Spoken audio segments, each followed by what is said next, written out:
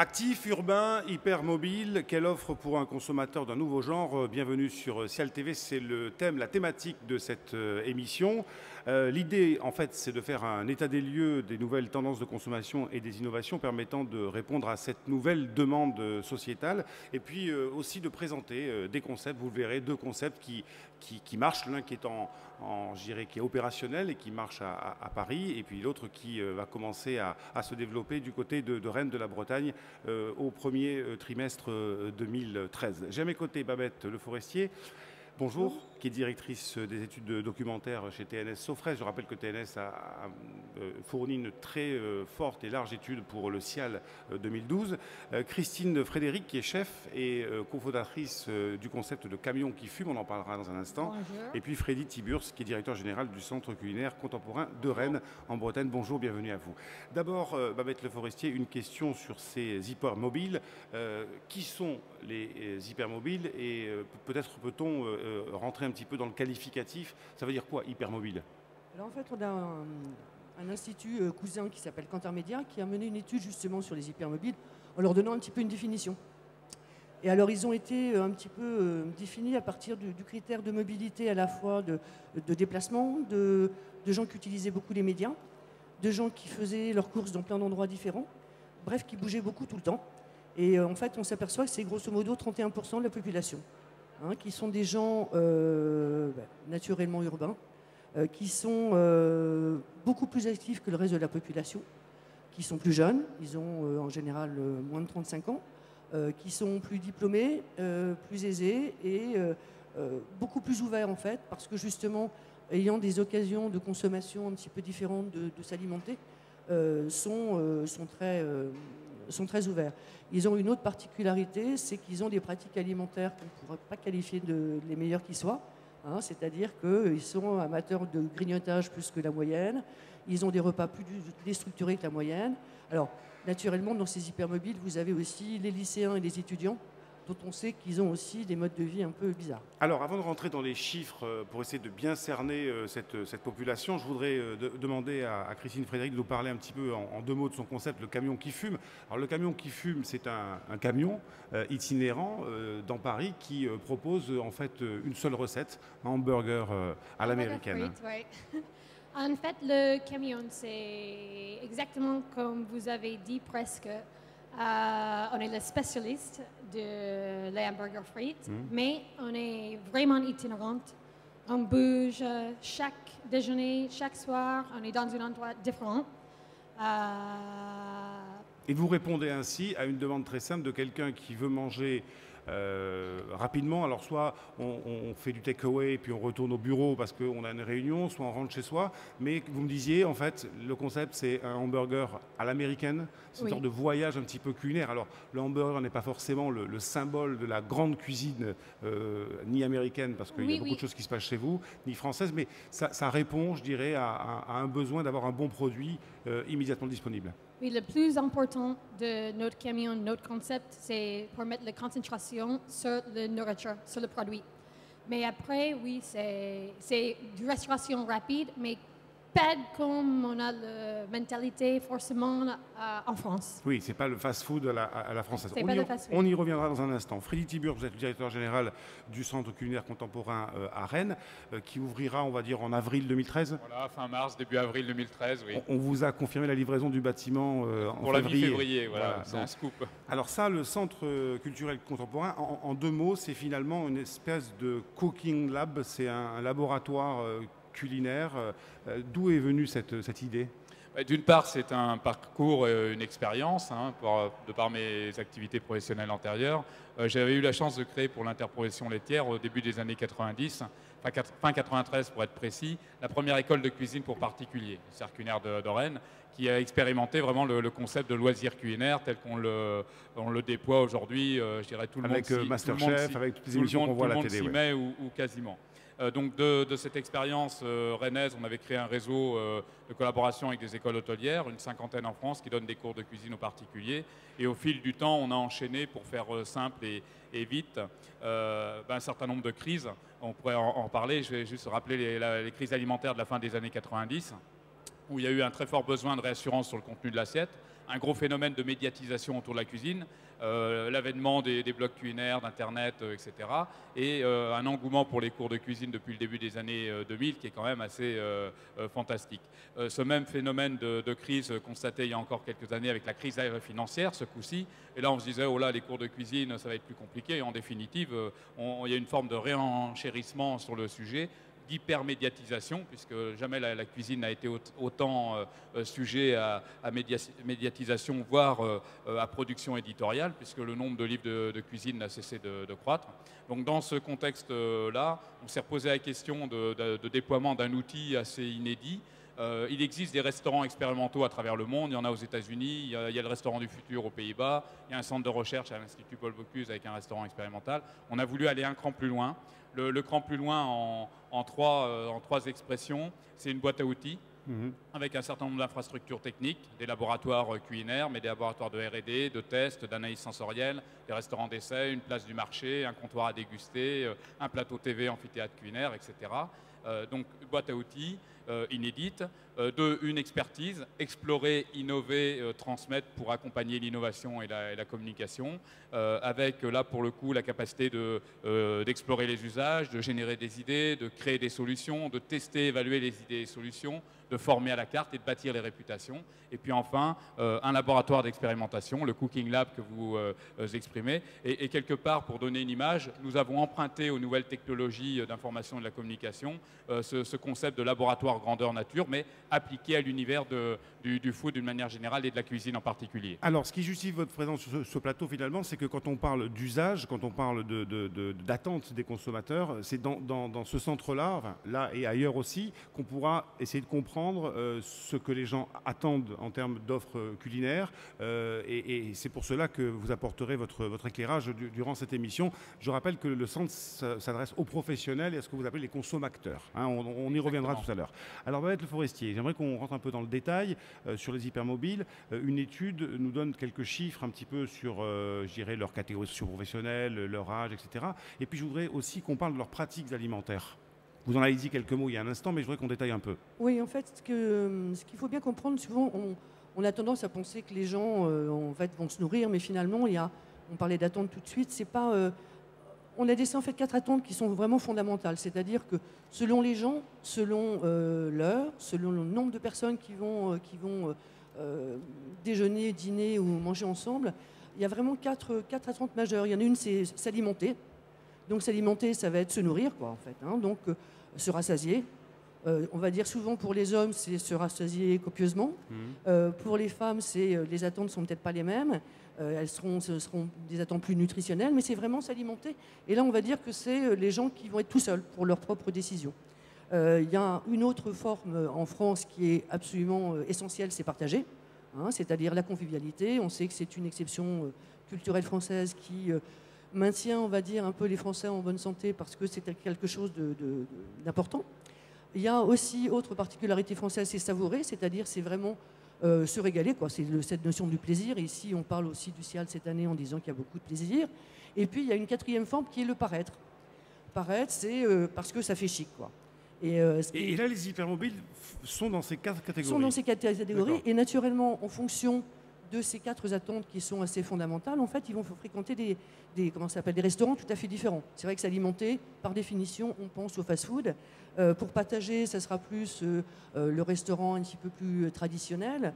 Pour savourer, on ira dans des points de vente un petit peu plus chic. Je pense à Paris, il y a quelques lieux comme ça qui sont très modes. Je pense à Cogent, par exemple, qui est quelque chose où on vend du bio, etc.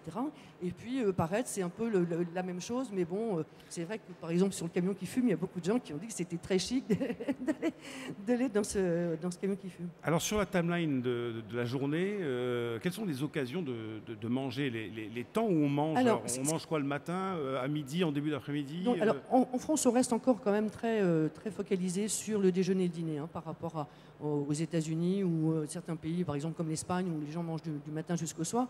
C'est vrai que ça s'étend un petit peu, ne serait-ce que parce qu'il y a beaucoup de gens maintenant qui travaillent hors de leur bureau ou hors de leur domicile, ce qui fait que finalement, ils vont avoir des occasions de manger à peu près différemment. Mais on reste encore quand même très fixé sur, même si on sait que le grignotage ne fait qu'augmenter en fait. Christine Frédéric, alors vous êtes effectivement calé sur les habitudes des Français. Vous l'avez dit, on est là au dîner, enfin au déjeuner, pardon, on est là au dîner. Donc le camion qui fume, c'est vers 11h, 11h30 qu'il s'installe, ou un petit peu plus tôt, je ne sais pas. Mais en tout cas, il est là pour répondre, je dirais, au grand rendez-vous d'alimentation des Français. Que vous disent les gens qui viennent déguster vos hamburgers sur le concept en lui-même, c'est-à-dire un camion qui arrive, qui s'installe. Vous étiez récemment en place de la Madeleine, vous avez des rendez-vous aussi dans les jours qui viennent. Qu'est-ce qu'ils vous disent une fois qu'ils ont pratiqué le camion qui fume, qu'ils ont dégusté votre burger? Quelles sont leurs réactions? Well, c'est très intéressant, les clients et leur habitude, parce que, évidemment, à Paris, on a l'habitude pour manger à 13h et 20h, comme ça. Mais quand vous avez quelque chose d'itinérant comme nous, le client va changer avec les endroits. Et ça, c'est très important quand vous êtes un spécialiste de hamburger, par exemple, avec une carte très simple. Si vous avez quelque chose, peut-être les Français vont manger un hamburger une fois par semaine, 2 fois maximum. Et si vous pouvez installer proche de son bureau le vendredi midi, chaque vendredi midi, vous pouvez avoir une clientèle habituée qui arrive une fois par semaine. Mais après, la prochaine journée, vous avez des nouveaux clientèles.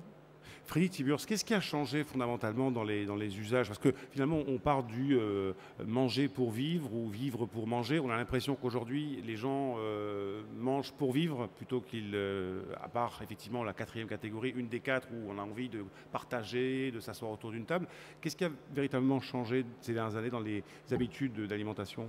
Je crois que les 2 personnes ont donné des clés de solution. Il y a une forme de, je dirais, de nouvelles expériences alimentaires, gastronomiques, culinaires, d'une part, de nouvelles expériences, une volonté de réenchanter aussi l'alimentation. On voit bien là dans le concept du camion qui fume, qui se déplace au gré des envies et des besoins ou des attentes perçues. Et puis quelque part, je dirais ce qui a peut-être fondamentalement changé, c'était évoqué tout à l'heure, c'est la capacité à fluidifier en définitive des moments circonstances et d'avoir des offres en adéquation avec ces moments circonstances, quoi. Ça, ce sont des choses que vous allez dans votre centre culinaire essayer d'observer, d'affiner? Alors précisément, avec une particularité que vous soulignez tout à l'heure, c'est une plateforme d'innovation mais autour des usages. Donc notre questionnement, notre observation, c'est celui des usages et des représentations qui y sont associées, parce qu'on voit bien qu'il y a la pratique d'une part, mais il y a aussi tout l'univers de représentation, d'opinion, d'attitude qui mérite aussi d'être exploré et, j'avais envie de dire, décortiqué. Alors, il y a aussi une dimension importante, c'est quand vous parlez de fluidifier l'offre pour qu'elle corresponde aux attentes des consommateurs. Vous me disiez, Babette Le Forestier, que les hommes, et vous en avez dit 2 mots il y a un instant, les hommes ne mangent pas comme les femmes. Donc là, il faut en plus segmenter et avoir une offre qui soit particulièrement pertinente. On le voit bien avec dans les grandes surfaces, ils ont bien fait la différence maintenant souvent. Il y a beaucoup de marques qui proposent maintenant, même si on peut, des sandwichs de grande taille, etc. Qu'est-ce qui a refait à un moment le succès de McDo? C'est quand ils ont fait des salades. Et on pensait que c'était pour que les enfants reviennent. Non, c'est que les mamans sont revenues parce qu'on leur proposait des salades. Ça a été très très net. Et c'est vrai que cette différence entre hommes et femmes est assez mal vue, enfin mal proposée, je trouve, dans la restauration globalement. Et c'est vraiment quelque chose d'important. Je vais ajouter un truc que moi je trouve très très fort, qu'on oublie beaucoup. C'est un phénomène qui, alors aux États-Unis, je disais ça, c'est 46% des occasions. C'est-à-dire, c'est les gens qui mangent seuls. Et ça, c'est quelque chose qui est... Et pas forcément d'ailleurs qu'à l'extérieur de chez soi. Voilà, de chez eux. C'est-à-dire on sait manger tout seul, c'est aussi bien chez soi qu'à l'extérieur. Alors quelle incidence ça a sur la nutrition, sur la perception qu'on a de l'acte s'alimenter? Ça veut dire qu'effectivement, bon, c'est déjà, les conditionnements individuels se multiplient, mais il n'empêche qu'il faut aussi créer une ambiance qui va faire qu'on va manger tout seul. C'est-à-dire que souvent, la plupart des restaurants en fait, ne conçoivent que des lieux où on peut manger à plusieurs. Or non, maintenant il y a beaucoup de gens qui mangent tout seuls. Il faut aussi leur donner plaisir. A priori, c'est ce qu'il faut faire, mais prendre vraiment cette composante en l'état, ne serait-ce que pour concevoir en fait des points de vente. Vous avez au camion qui fume plus d'hommes, plus de femmes? Comment se répartit la clientèle? Non, c'est le deux, mais on a beaucoup de gens qui mangent tout seuls. Parce que je pense que c'est on the go. Tout le monde bouge rapide. Il y a des gens qui n'ont pas le temps pour rester dans un restaurant pour 1 heure pour le déjeuner. Oui, je pense que c'est pratique pour manger quelque chose au camion dehors, rapide, Donc à emporter. le profil de l'actif urbain hypermobile, ce serait quelqu'un finalement de seul, temporairement éventuellement avant de rentrer chez lui, parce qu'effectivement il n'a pas le temps, il faut qu'il prenne le RER, parce qu'on est quand même dans des grands centres urbains, je veux dire, on parle là de grosses métropoles. Ce serait ça le profil plutôt seul, avec un besoin de s'alimenter à la recherche de fluidité, comme vous disiez. Et de réenchantement. Et de réenchantement. C'est précisément Alors, ça. Voilà, comment créer le réenchantement? Parce que il faut quand même créer des produits innovants, des produits qui donnent envie. Comment créer le réenchantement? Sur le constat qui ne peut être que partagé de tout à l'heure, sur la quantité de personnes à manger seules, on le voit bien dans les concepts de restauration aujourd'hui, c'est les fameux comptoirs. Où en définitive la cuisine devient spectacle, l'instant de préparation du repas ou de l'offre alimentaire devient spectacle, c'est également le cas pour le camion qui fume en quelque sorte, et donc l'acte alimentaire, l'acte de préparation culinaire est visible, il se fait spectacle et c'est déjà un moyen de réenchanter à la fois les ingrédients et l'offre. Et ça permet à la personne qui se retrouve seule de partager un comptoir avec d'autres personnes à côté de lui et forcément un interlocuteur en face de lui. Donc la notion d'isolement, elle est déjà extrêmement limitée, quoi. C'est ça, réenchanter. Sachant qu'isolement ne veut pas dire que les gens s'embêtent non plus, en fait. Hein. C'est-à-dire que simplement, ils ont besoin, c'est un état de fait, ils mangent, voilà, soit parce qu'ils sont pressés, soit parce qu'ils sont devant leur ordinateur, etc. Donc, par exemple, on parle beaucoup du télétravail. Les gens, ils sont... Alors, on est en train de recréer des structures, il y a des restaurants pour les coworkers, c'est assez drôle. C'est-à-dire les gens qui travaillent chez eux, finalement, il y a des structures qui disent venez donc tous manger ensemble pour vous retrouver. Mais simplement, c'est une composante importante. Ce qu'il faudrait aussi, il y a le réenchantement, mais là aussi, il y a le nutritionnellement correct. C'est-à-dire qu'il faudrait vraiment qu'il y ait une offre de produits beaucoup plus saine qu'elle ne l'est actuellement en fait, sur ce genre de produits. Je voudrais revenir sur ce que vous venez de dire quand vous parliez d'ordinateurs, de gens qui mangent avec leur iPhone ou leur iPad ou leur ordinateur portable. Est-ce que le digital a une place dans l'offre culinaire ou d'aujourd'hui ou de demain? Est-ce que finalement les usages digitaux qui sont très très développés, on a vu qu'il y avait des applis pour des recettes de cuisine, mais est-ce qu'on peut imaginer que les usages passeront par le digital? Je sors de mon bureau, j'appuie sur une appli, je veux manger ça. Alors ça existe déjà un petit peu, mais qui veut répondre là-dessus? C'est juste une anecdote, c'est Heinz qui a créé ça aux États-Unis, en Angleterre, ça devrait se développer. Ce sont des petits appareils qui permettent de réchauffer des plats individuels avec une clé USB. C'est-à-dire vous la branchez sur votre ordinateur et ça vous réchauffe votre plat. Et ça, c'est quelque chose qui devrait se développer aussi. Alors, pas l'hamburger, parce que l'hamburger réchauffé, c'est pas bon. Hein. Oh, peut-être le hamburger aussi. On parle de la technologie. Oui.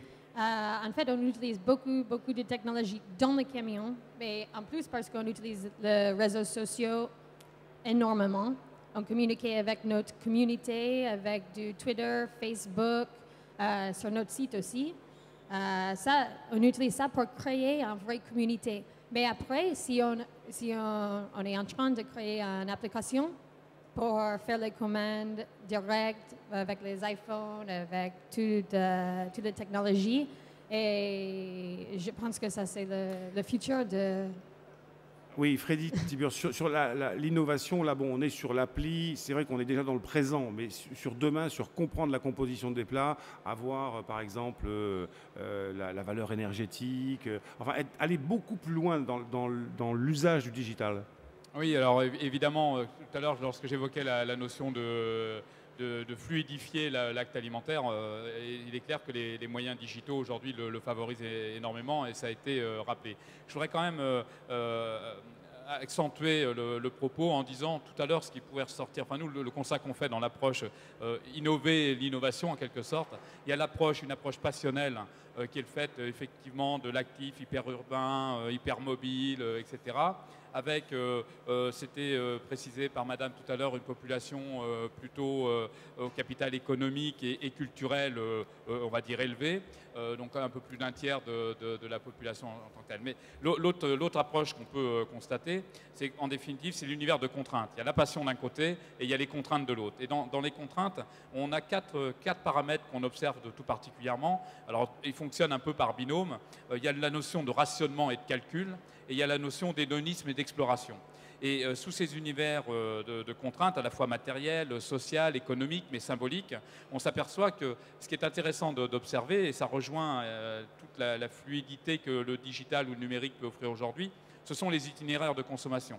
Itinéraires de consommation, c'est clair que si on habite plus on habite éloigné de l'hypercentre, plus on va réfléchir, anticiper ses actes de consommation et organiser son parcours. Ça va être la liste de courses, ça va être le temps à consacrer aux achats, ça va être le choix des achats en tant que tel. Mais là, on voit l'influence du digital sur tout ce qui va être achat groupé, couponing, les remises, l'achat malin en quelque sorte. Donc on est complètement dans le profil du consommateur qui anticipe les choses, qui fait son propre marketing, qui organise ses déplacements, qui organise ses actes d'achat, qui organise le transport de ses marchandises, qui organise la manière de préparer le repas, de le consommer, mais également l'abandon du repas avec la gestion des déchets, etc. Et dans toute cette offre-là que j'ai rapidement évoqué, en fonction du niveau de revenu qui est le vôtre. Si vous êtes plutôt avec des revenus faibles, vous allez calculer et rechercher des achats groupés et bénéficier de tous les archétypes du marketing. Et d'un autre côté, si vous êtes plutôt avec des revenus aisés, vous allez aussi quelque part rechercher à être valorisé par des ventes privées, par des moments un peu exceptionnels, etc. Mais à chaque fois, les moyens qui permettent de fluidifier et d'accompagner le consommateur, quel qu'il soit. Ce sont des moyens digitaux. Exactement. Et de plus en plus, et c'est pas fini. Babette Le Forestier, je voudrais qu'on revienne sur la notion de manger sain, parce que dans toute cette offre qu'on vient de voir, et je ne dis pas que manger un hamburger américain n'est pas sain, mais dans cette quête, dans cette recherche, une fois par semaine ou 2 fois, dans cette quête, dans cette recherche d'un manger sain, comment peut-on introduire des produits qui vont faire mouche dans le paradigme que vient de décrire M. Tiburce, mais c'est vrai que quand on fait son parcours d'alimentation, on ne s'arrête pas forcément sur la qualité des produits, sur leur valeur énergétique, etc. Oui, ben, c'est ça. Est-ce que c'est finalement antinomique, manger sain et manger hypermobile? Non, je pense que là, bon, les marques font quand même des efforts depuis quelques années. Mais c'est vrai que c'est ce que propose déjà améliorer la qualité des produits en mettant moins de sucre, moins de sel, moins de matière grasse. Déjà, ça permet aux gens de manger des produits qui sont intrinsèquement meilleurs, en fait. Hein. Après, vous avez aussi, je ne sais pas, l'alimentation animale qui maintenant permet d'avoir des produits qui sont de meilleure qualité nutritionnelle. Je pense que c'est d'abord à ceux qui vont offrir les produits qui doivent faire un certain nombre d'efforts, plus en élargissant, parce qu'on sait très bien que les Français ne mangent pas assez de fruits et de légumes, en élargissant aussi cette offre dans ce sens-là, qui là aussi, là je vais revenir au complexe homme-femme, qui reste quand même encore très féminin, curieusement, c'est comme ça, mais bon, d'essayer de concevoir des produits où il y a un meilleur équilibre, en fait, ne serait-ce qu'entre des protéines, de viande et autre chose. Et ça, c'est une offre qui, en plus, il y a une vraie attente sur l'étude qu'on avait réalisée. Les gens avouent et disent qu'ils mangent pas très bien, mais ils sont la moitié des Français aimeraient bien manger mieux, quoi, en fait. Mais pour faire un point de synthèse, si on dit que les actifs urbains hypermobiles mangent, je dirais, de manière à peu près normale, dans la moyenne, on ne peut pas affirmer qu'ils ont une alimentation équilibrée? Non, mais ça dépend aussi de l'offre aussi. Hein. C'est-à-dire que si on voit effectivement, il y a beaucoup de restaurants qui s'ouvrent sur un concept de naturalité, avec des produits qui sont beaucoup moins industriels, qui sont faits maison, qui sont avec des produits locaux. Donc c'est vraiment l'offre qui va déterminer en fait la qualité de cette nutrition. Est-ce que vous... Oui, allez-y. Oui, je pense que ça c'est la créativité des entrepreneurs, parce que peut-être on ne peut pas imaginer à manger un bon repas sur la rue ou rapidement on the go.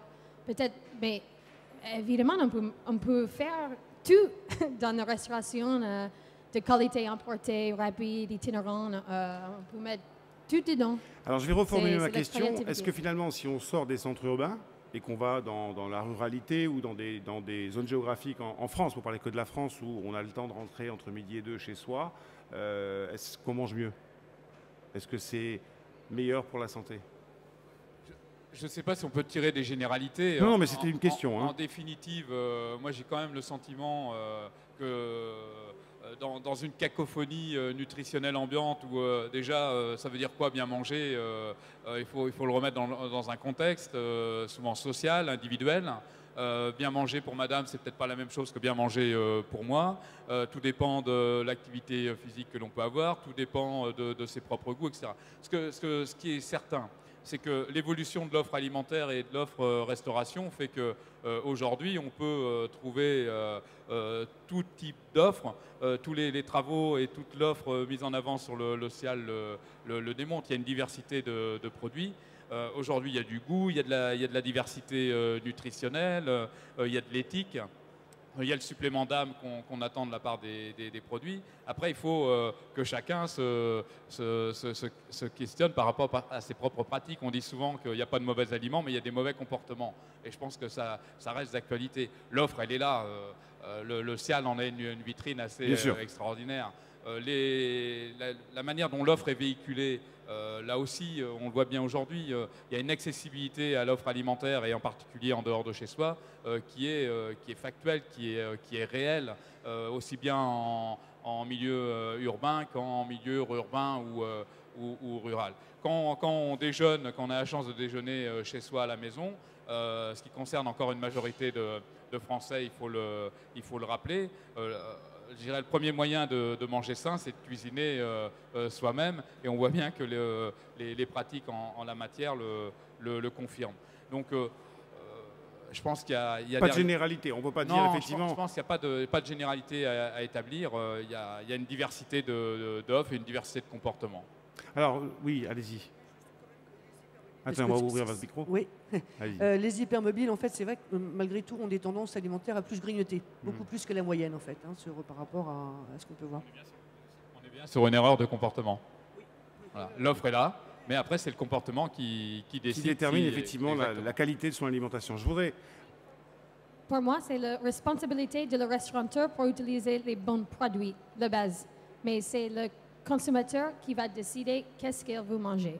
Christine, pour terminer, je voudrais que vous me disiez où se trouve votre camion aujourd'hui. Nous sommes jeudi. Il était à quel endroit? Jeudi midi, on est dans l'Université américaine de Paris. Ah, c'est pas du jeu ça, parce que aller avec le camion qui fume un hamburger américain dans l'université américaine, vous allez avoir un super succès. Évidemment, c'est la recette authentique. Oui, et vous êtes sinon, par exemple, samedi et dimanche, vous êtes aussi ouvert? Le samedi midi, on est à Port-Maillot, dans un petit marché. Et le samedi soir, on est juste devant le cinéma MK2 Bibliothèque. C'est une parfaite soirée à manger un hamburger et après regarder un film. Regardez un film. Voilà, oui, regardez un film, tout à fait. Merci beaucoup d'être venu sur ce plateau, nous éclairer effectivement sur les habitudes des actifs urbains hypermobiles. Alors, on ne tire pas de généralité, on sait simplement, enfin, si on devait retenir un mot-clé, c'est que ce sont les comportements qui déterminent effectivement la qualité de ce qu'on mange, parce que l'offre, elle existe. On va se retrouver dans un petit quart d'heure ici même pour parler de la diversité des cultures alimentaires, un levier pour bien manger. Est-ce que finalement, en mélangeant toutes les recettes du monde et en disant le lundi je mange mexicain, le mardi je mange chinois, le mercredi français et puis le jeudi américain, est-ce qu'on arrive à avoir une alimentation équilibrée ou est-ce qu'à contrario, effectivement, les alimentations terroirs entre guillemets sont plutôt celles qui supportent les meilleurs équilibres alimentaires? On se retrouve tout à l'heure avec 3 invités pour en parler. Merci, à tout de suite.